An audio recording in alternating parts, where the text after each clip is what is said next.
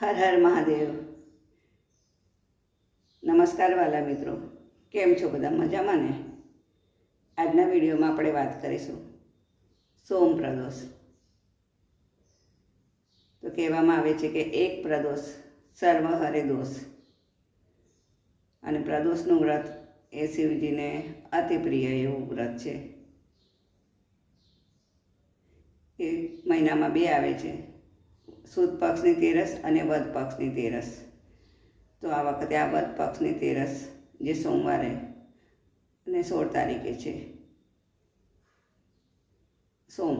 સોમવારે છે, એટલે એને સોમ પ્રદોષ કહેવામાં આવશે।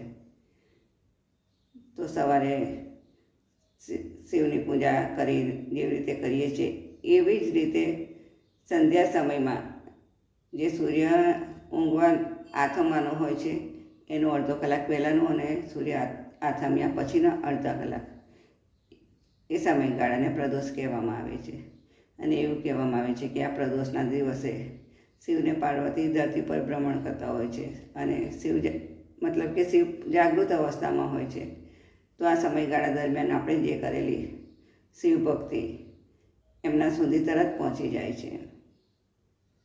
અને જેવી રીતે આપણે સવારે શિવલિંગ ઉપર જલ, દૂધ, ફળ, ચંદન, અબીલ, ગુલાલ એ બધું ચડાવીને જેવી રીતે આપણે પૂજા કરી શકતા હોય છે, એવી જ રીતે પ્રદોષના ગાળામાં પણ એવી રીતે પૂજા કરી શકાય છે।